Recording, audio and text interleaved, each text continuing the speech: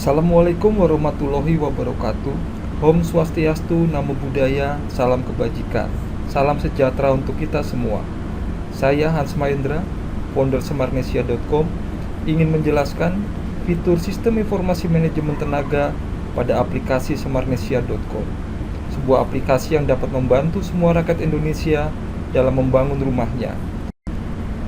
Dimulai dari sebuah gambaran besar untuk negeri, di mana kita ketahui bahwa kebutuhan perumahan untuk rakyat sangat banyak, sehingga membantu masyarakat dalam memanajemen tenaga dalam proses pembangunan rumah menjadi penting dalam suksesnya pembangunan rumah. Manajemen tenaga memegang peranan penting dalam keberhasilan pembangunan rumah, karena sumber daya tenaga yang baik akan menjadi kunci sukses dalam pembangunan rumah. Kita ketahui bahwa banyak permasalahan yang dihadapi oleh masyarakat dalam mengelola tenaga pada proses pembangunan rumah. Meningkatkan kemampuan masyarakat dalam manajemen tenaga pada proses pembangunan rumah akan membantu pengadaan rumah untuk rakyat. Semarnesia.com hadir di tengah-tengah mereka dengan segala sumber daya yang kami miliki untuk melayani dan membangun masyarakat yang ingin membangun rumah di seluruh Indonesia. Melayani dan membangun mereka dalam manajemen tenaga berarti menjadi kunci penting dalam keberhasilan pembangunan rumah. Meningkatkan kemampuan manajemen tenaga saat pembangunan rumah berarti mendorong keberhasilan pengadaan rumah yang layak untuk rakyat, karena ini adalah tujuan kami, Semarnesia.com. Kita ketahui bahwa banyak permasalahan-permasalahan yang dihadapi oleh pemilik atau pembangun rumah dalam mengatur sumber daya tenaga, seperti berapa banyak jam kerja yang diperlukan oleh pekerja untuk menyelesaikan pekerjaan, berapa total rencana biaya upah yang perlu disiapkan atau direncanakan, bagaimana mengatur para pekerja, di mana kita memiliki banyak lokasi pekerjaan yang harus dijalankan dan menilai kinerjanya pada setiap proyek. Lalu bagaimana kita mengatur banyak kategori tenaga dalam pembangunan rumah agar efisien dan efektif sumber daya kita. Bagaimana kita menginventaris data-data pekerjaan yang cukup banyak dan terlibat di banyak lokasi proyek. Bagaimana kita memonitor kehadiran pekerja dan produktivitas kerja mereka dengan efisien dan efektif. Bagaimana kita memonitor kegiatan, sumber daya yang digunakan, dan permasalahan-permasalahan yang terjadi di lapangan atau di lokasi pembangunan rumah dengan efisien dan efektif. Bagaimana kita dapat menghitung gaji pekerja dari jam kerja yang mereka jalani secara efisien dan efektif dan dapat termonitor setiap saat. Lalu bagaimana kita dapat mengendalikan biaya pekerjaan dari rencana yang telah ditetapkan, memperkirakan penyimpangan atau deviasi yang terjadi sehingga akhir pekerjaan dan perkiraan waktu selesai dari data produktivitas pekerjaan yang termonitor. Sebagai pertanyaan yang sulit dijawab bagi masyarakat yang membangun rumah. Melalui fitur ini, Semarnesia ingin membantu semua masyarakat, pemilik, kontraktor, pengembang, dan lain-lain dalam memanajemen sumber daya tenaga dalam pembangunan rumah. Mari kita mulai. Bisa kita ketik Semarnesia pada Google, lalu kita masuk ke dalam web Semarnesia.com. Berikut adalah tampilan pada web Semarnesia.com. Kita bisa isi password, dan untuk yang belum register silakan register user. Bisa isi nama, email, telepon, alamat, provinsi, kota, username, dan password. Bila sudah terisi, kita bisa masuk dengan login dengan nama dan password kita atau email. Berikut adalah tampilan dalam dari Semarnesia.com, di mana ada e-budgeting.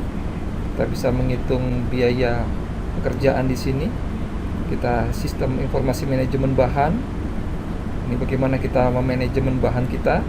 Lalu ada sistem informasi manajemen tenaga, manajemen UMKM bahan bangunan, manajemen toko material, manajemen kontraktor, e-engineering, e-data, e-galeri, e-mitra, e-tender, e-monitoring, dan e-hoki. Karena saya akan menjelaskan sistem informasi manajemen tenaga, maka kita bisa klik sistem informasi manajemen tenaga. Maka akan tampilan seperti berikut, di mana paling atas adalah tentang sistem informasi manajemen tenaga. Ini berisi tutorial bagaimana sistem informasi manajemen tenaga dapat digunakan. Lalu ada data proyek. Ini berisi tentang data-data proyek yang bisa kita isikan informasi proyek ke dalam tabel berikut. Lalu ada data kategori tenaga, berisi tentang kategori tenaga yang akan kita gunakan. Lalu ada data pekerja, kita bisa mengisikan data-data pekerja yang akan kita kerjakan ke dalam tabel berikut. Lalu ada data absen, berisi informasi masuk dan pulangnya dari pekerja atau mulai dan berakhirnya pekerjaan di hari itu. Lalu ada laporan pekerjaan harian, berisikan tentang progres pekerjaan yang dapat kita lakukan per hari. Data gaji adalah sistem menghasilkan perhitungan gaji dari data absen yang dibuat dan data pekerja.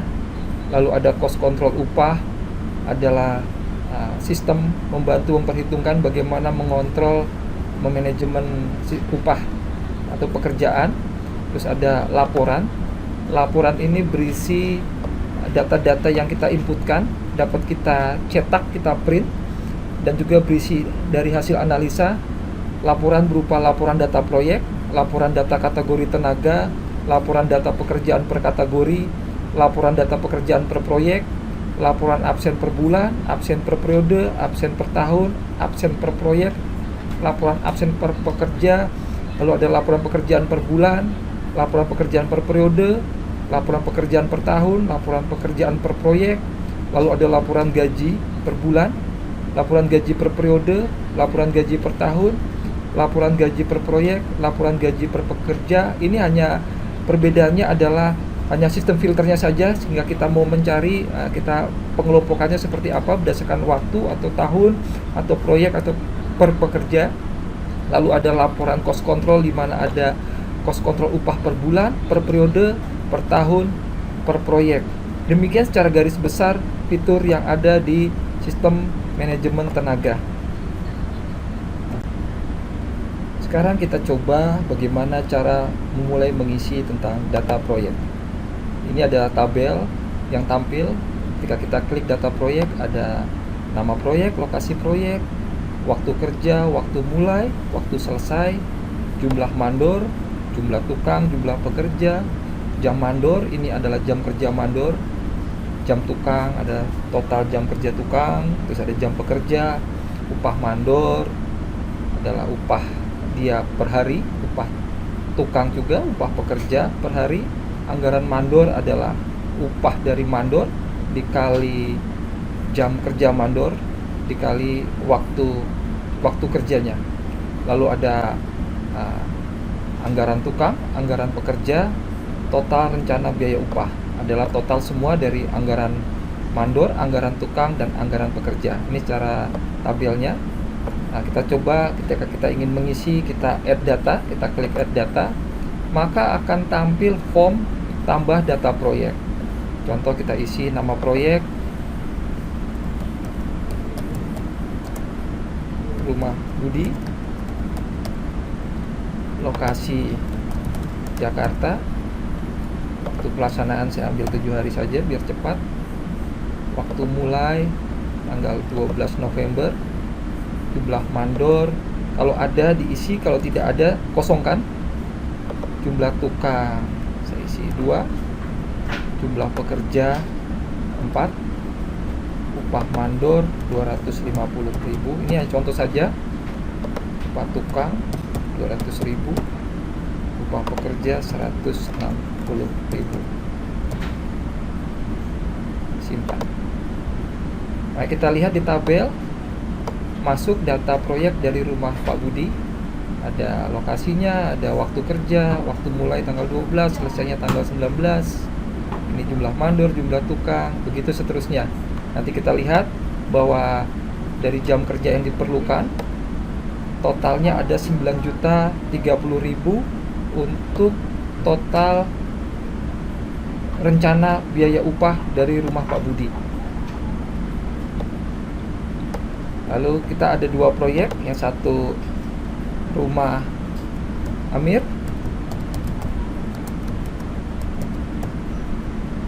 lokasinya contoh saja Garut, waktu pelaksanaan sama 7 hari, mulainya tanggal 12, jumlah mandornya 1, jumlah tukang 2, jumlah pekerja 4, upah mandor 250.000, upah tukang 200.000, upah pekerja 140.000.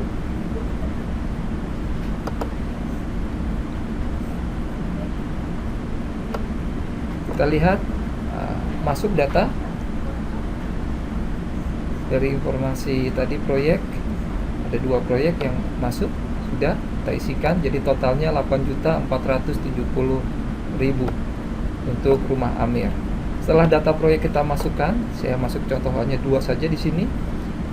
Kita kalau 1 ya nggak apa-apa, 1 saja juga nggak apa-apa, mungkin kita ada 1 pekerjaan saja.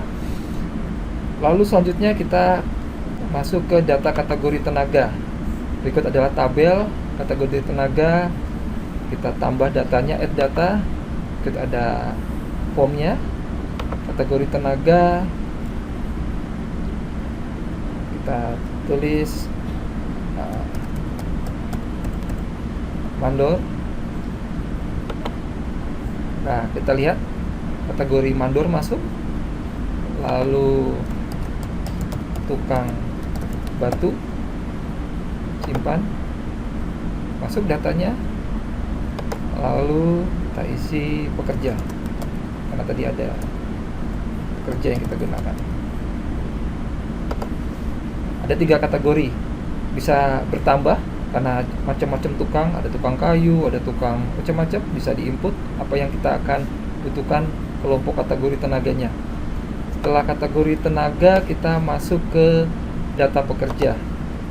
Di sini ada tabel data pekerja, adalah informasi mengenai individu dari pekerja yang kita kerjakan atau tenaga yang kita libatkan. Di sini ada nama pekerja, ada kode kategori, tempat lahir, tanggal lahir, jenis kelamin, usia, status, kondisi, gaji, alamat, nomor telepon, pendidikan, pengalaman, kode proyek, dan proyeknya. Kita mulai masuk, kita klik add data, kita pilih nama proyek, kita pilih karena tadi kita udah input 2 proyek, maka akan tampil 2 nama proyek. Kita pilih Rumah Budi, nama tenaganya Amir, kategorinya tadi karena kita ada input kategori, maka keluar kategori. Kalau ada kategori yang kita tidak ada, ya kita input lagi ke depan terkait data kategori tenaga. Tadi kita udah input 3, maka tampil 3 kategori. Untuk Amir, kategorinya tukang batu. Tempat lahir, contoh aja Jakarta. Tanggal lahir kita bisa isi. Usia, jenis kelamin, statusnya, kondisinya, gajinya 190.000. Alamat kita bisa isi. Nomor telepon kita isi. Nomor telepon bisa kita isi 2, nomor telepon yang bersangkutan sama nomor telepon keluarga terdekat. Bila sesuatu terjadi, kita punya nomor telepon kontak daruratnya. Lalu berikutnya pendidikan, pengalaman, kita inputkan pengalaman Pak Amir.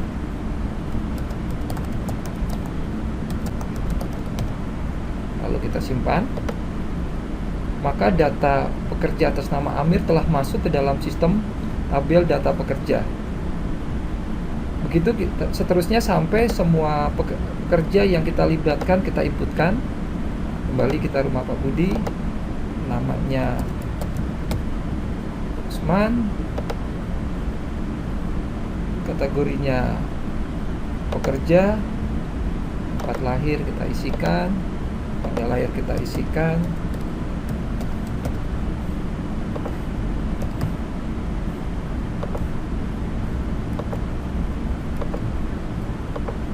gaji kita isikan, perharinya berapa, alamat kita isikan,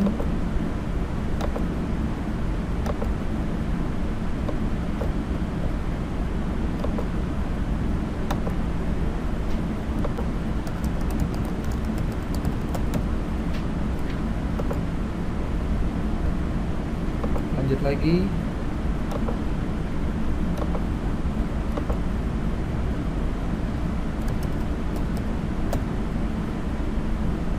Alek kategorinya mandor, tempat lahir, tanggal lahir,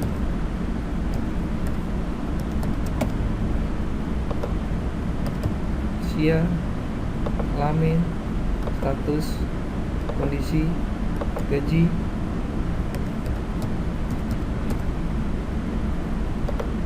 alamat,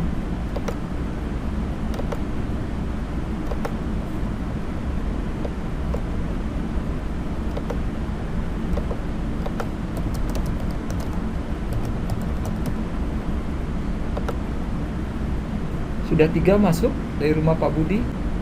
Nah, hal yang sama saya masukkan juga data pekerja yang di rumah Pak Amir.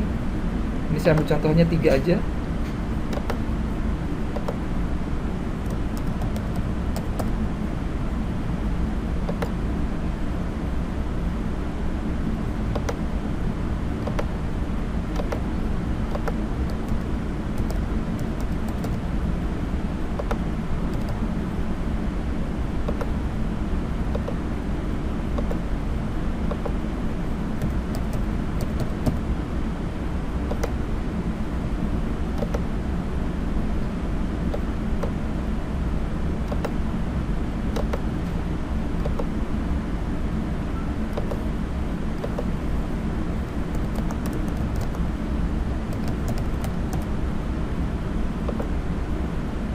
Sudah 4, kita masuk lagi, tambah add data lagi.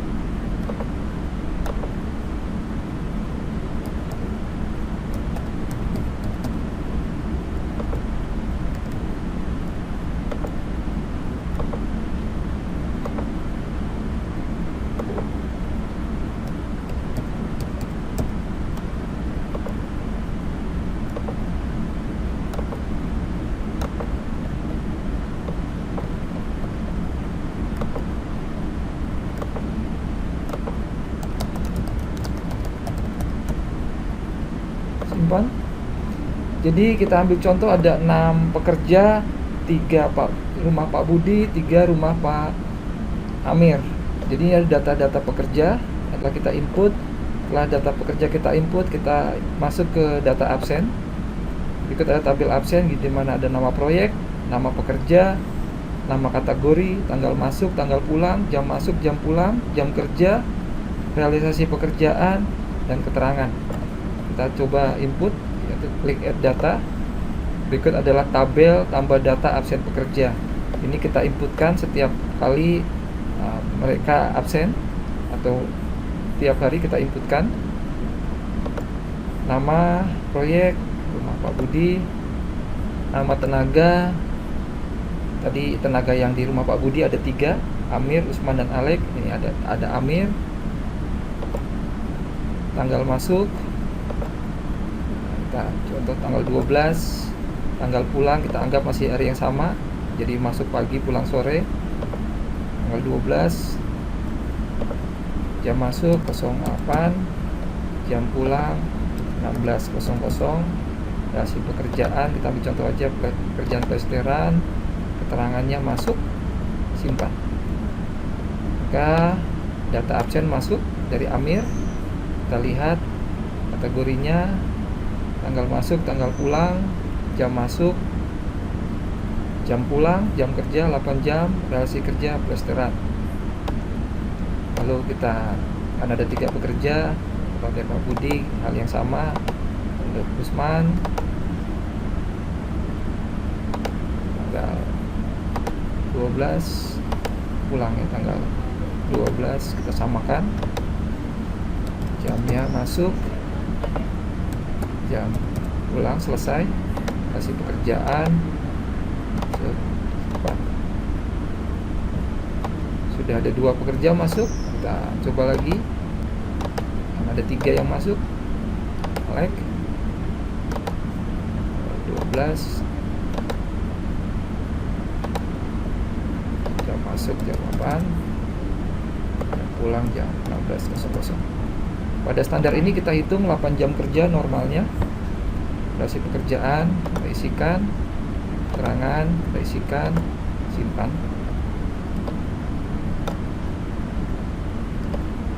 Sudah ada 3, tanggal 12. Hal yang sama juga kita masuk ke kerjaan di rumah Pak Amir. Berikut pekerjaan di tempatnya Pak Amir, ada Pak Tengku, ada Pak Soleh, ada Fuad. Pak Tengku kita pilih, masuk tanggal 12, tanggal pulang kita isikan.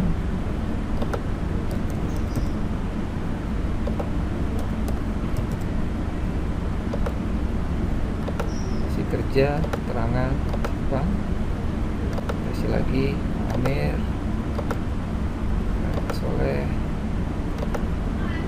tanggalnya, tanggal absen,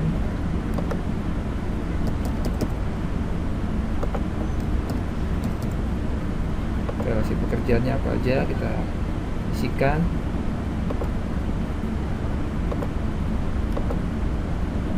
Itu lagi untuk Pak Amir, Fuad,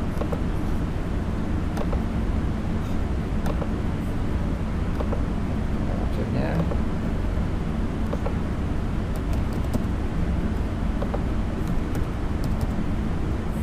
realisasi pekerjaannya kita isikan. Jadi untuk pekerjaan tanggal 12 sudah ke input semua. Ini untuk pekerjaan tanggal 12. Ya, saya contohin satu aja. Data absen dan masuk. Sekarang laporan pekerjaan harian. Ini adalah tabelnya, ada nama proyek, lokasi proyek, tanggal, mandor, tukang, pekerja, ini jumlah yang terlibat pada hari itu, bahan yang digunakan, apa aja yang dipakai pada hari itu, jenis dan volume pekerjaan yang dihasilkan sama peralatan yang digunakan, lalu cuacanya bagaimana, terus kendalanya seperti apa pada hari itu. Kita bisa klik kode proyek, kita klik rumah Pak Budi dulu, tanggal pekerjaannya tanggal 12, jumlah mandornya 1, tukangnya tadi 1, pekerjanya 1 yang masuk pada tanggal 12. Bahan yang digunakan kita isikan, ini contoh aja, ada semen, pasir, batu kali, contoh saja. Hasil pekerjaan plesteran sekian 10 meter persegi misalnya. Terus peralatan apa yang kita gunakan, saya isi aja alat bantu ini. Terus cuacanya cerah, mendung atau hujan, nah, kita klik cerah. Kendala pekerjaan tidak ada. Kalau ada kendalanya, ikutin kendalanya apa, simpan. Kita lihat pada tabel data laporan pekerjaan masuk kerja rumah Pak Budi pada tanggal 12. Lalu hal yang sama kita lakukan juga untuk rumah Pak Amir. Tanggalnya tanggal sama 12, jumlah mandornya 1, jumlah tukang 1, jumlah pekerja 1. Bahan yang digunakan kita isikan, hasil pekerjaan kita isikan, peralatan yang dipakai kita isi, kondisi cuaca kita pilih, kendala pekerjaan kita isi bila ada kendala, lalu simpan. Saya contohkan 2 aja, 1 hari aja. Ini berikut sudah ada 2 laporan pekerjaan harian. Setelah data laporan pekerjaan kita buat, lalu kita lihat data gaji. Tadi karena absen, otomatis data upah gaji tampak ini. Karena kerjanya lama, kerja 8 jam, gaji per harinya ada ini, terus nilai gajinya ada ya. Jadi dihitungkan ini per hari nilai gajinya.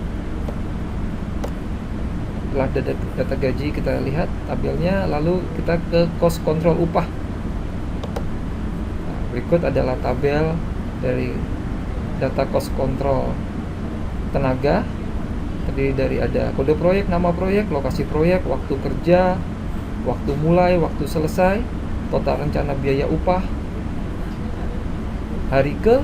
Jadi kita ngitung hari ke berapa, kita perhitungan kita, tanggalnya perhitungan tanggal berapa, progres pekerjaannya berapa, ini kita inputkan.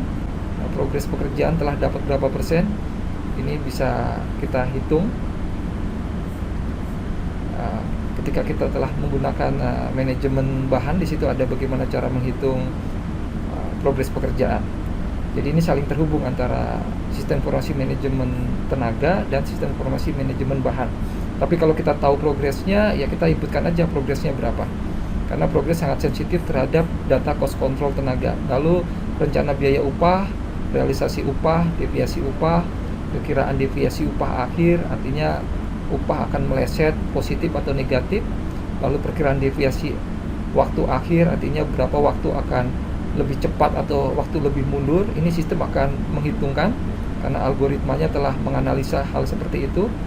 Perkiraan waktu selesai, artinya tanggal berapa waktu akan selesai, bisa lebih cepat atau tepat waktu atau mulur waktunya. Rasio upah adalah perbandingan antara rencana sama aktualnya. Kalau rasio di atas 1 itu bagus, berarti positif. Kalau rasio di bawah 1 berarti meleset dari perkiraan rencana awal. Begitu juga rasio waktu. Ini perbandingan antara waktu rencana dengan waktu realisasi perkiraannya. Kalau rasionya di atas 1 itu bagus, artinya lebih cepat. Tapi rasionya di bawah 1 berarti akan terjadi kemoloran dari pekerjaan. Mari kita coba. Akan lebih mudah ketika kita mengisi dan mencobanya. Kita add data, kita pilih kode proyeknya, kita analisa cost control dari rumah Pak Budi. Tanggal saat ini saya asumsi analisa tanggal 13. Progres pekerjaan, ketika kita hitung progres pekerjaannya sudah 14% misalnya. Ini hanya misal saja. Kita analisa dulu progresnya berapa persen, terus simpan. Kita lihat di sini nama proyek Rumah Budi, lokasi Jakarta, waktu kerja 7 hari, waktu mulai 12 November, waktu selesai 19 November, total rencana biaya upah 9.030.000. Ini didapat dari mana? Tadi di data proyek ya, ada kita lihat untuk Rumah Pak Budi totalnya adalah 9.030.000. Jadi mengambil data dari data proyek, kita kembali ke data cost control. Lalu hari ke 1, karena tadi kita menganalisa tanggal 13, karena mulai tanggal 12 progres pekerjaan udah 14%. Rencana biaya upah adalah dari 14%, rencananya adalah 1.264.200. Ternyata realisasi upahnya 580.000. Deviasi upahnya positif 684.200. Perkiraan deviasi upah akhir 4.887.143. Ini positif. Ya tadi karena perkiraan kita kan kita asumsi kita tadi pekerja cukup banyak, tapi kita contohnya hanya 3 aja, jadi kelihatan efisien. Ini nanti teman-teman bisa menginput sesuai aktual. Karena saya hanya mencontohkan saja di sini. Perkiraan deviasi akhir 0, berarti pekerjaan akan tepat waktu sesuai rencana ketika progres 14% pada tanggal 13. Lalu perkiraan waktu selesai tanggal 20 November, rasio upah 2,18, di atas 1 berarti lebih positif, deviasinya positif upahnya. Rasio waktu 0,98, artinya mendekati 1, jadi pekerjaan on time. Nah, bagaimana kita menganalisa apakah sistem ini sensitif? Kita coba aja. Nah, kita hal yang sama, misalnya rumah Pak Budi, kita isi lagi. Nah, cost controlnya rumah Pak Budi, tanggal saat ini tanggal 13, tapi kita artinya progres ternyata sudah bukan 14 tadi, progres ternyata 20%. Kita simpan. Nah, kita lihat bagaimana. Ini rumah Budi, Jakarta, waktu kerja, waktu mulai, waktu selesai, total rencana biaya upah hari ke, tanggal analisa 13 November, progresnya 20. Ketika progres 20, berarti rencana biaya upah adalah 1.806.000, realisasi upahnya 580.000, artinya upah yang sampai pada tanggal 13 sebesar 580.000. Deviasi upahnya 1.226.000, kelihatan lebih tinggi karena progresnya lebih tinggi. Nah, kita lihat karena progres lebih tinggi tapi waktu yang sama, maka deviasi waktu positif, artinya pekerjaan lebih cepat selesai bila ternyata tanggal 13 sudah 20%. Jadi sistem menganalisa. Lalu perkiraan waktu selesai adalah tanggal 17, lebih cepat 2 hari. Rasio upahnya 3,11, rasio waktunya 1,4. Kita lihat bagaimana sistem sensitif. Coba kita hitung rumah Pak Amir, contoh lagi rumah Pak Amir, perhitungan sama, tanggal 13, tapi progres pekerjaannya ternyata baru, contoh ya, hanya baru 3%. Kita lihat bagaimana analisanya. Ini Pak Amir, lokasi Garut, waktu kerja 7 hari, waktu mulai tanggal 12, waktu rencana selesai tanggal 19, total rencana upahnya 8.470.000, hari ke-1, tanggal analisa tanggal 13 November, progres pekerjaannya 3%. Jadi rencana biaya upah kalau 3% adalah 254.100. Relasi upahnya 600.000 ternyata. Berarti deviasi upahnya minus 345.900. Perkiraan deviasi upah akhir min 11.530.000. Deviasi waktu minus 26 hari. Jadi perkiraan waktu selesai 16 Desember 2023. Rasio upahnya 0,42, artinya lebih kecil dari 1. Berarti tadi akan jadi pembengkakan. Artinya progres tidak sesuai rencana, jadi tidak efisiensi dalam bekerja. Karena akan terjadi pembengkakan upah untuk akhir proyek sekitar 11 juta. Karena pada hari kedua aja sudah minus 345.900 rupiah. Terus rasio waktu, karena tadi meleset 26 hari, maka rasionya lebih dari 1, kurang dari 1, kurang dari 1, jadi 0,21. Ini menggambarkan progresnya dari upah biayanya membengkak, dari waktu molor. Itu gambarannya. Jadi sistem cukup sensitif. Jadi data yang kita input apa, nanti dia akan menganalisanya.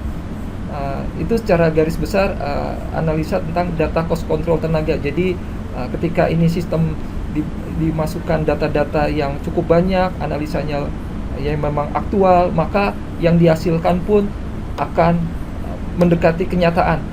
Karena ini adalah algoritma. Jadi apa yang kita masukkan benar, maka analisanya juga akan baik. Itu terkait cost control upah. Lalu laporannya di sini ada laporan data proyek, laporan data kategori tenaga. Ini adalah hasil dari data yang kita input dan hasil analisanya. Kita lihat laporan data proyek ini bisa kita cetak, kita klik cetak, maka ini bisa kita print. Jadi informasi-informasi ini bisa kita print. Terus absen per bulan, contoh ya. Jadi ini bulan November, absennya kita butuh absen bulan, contoh misalnya Oktober, kita tampilkan kosong karena bulan Oktober kita belum mulai. Nah, kita baru mulai yang bulan November. Jadi kita bisa nge-shotnya di sini. Itu terkait absen, terkait laporan pekerjaan per bulan juga demikian. Ini tabelnya, kita bisa shot berdasarkan bulan apa, maka laporan pekerjaan per bulan tampil sesuai apa yang kita inginkan, sesuai dengan filter yang kita lakukan. Terkait gaji pun begitu, ada gaji per bulan, Jadi kita bisa lihat gaji per bulan, karena bulan November baru input 1 hari ini total 1,1 juta 180.000. Ini gaji udah per bulan. Kalau kita ingin gaji per proyek, kita pilih gaji laporan gaji per proyek ini, maka filternya adalah filter proyek. Kita ingin tahu gaji per proyek rumah Pak Budi, kita tampilkan. Maka ini adalah laporan gaji per proyek untuk rumah Pak Budi tadi 580.000, sesuai analisa cost control sudah keluar 580.000. Demikian untuk gaji, itu juga untuk cost control.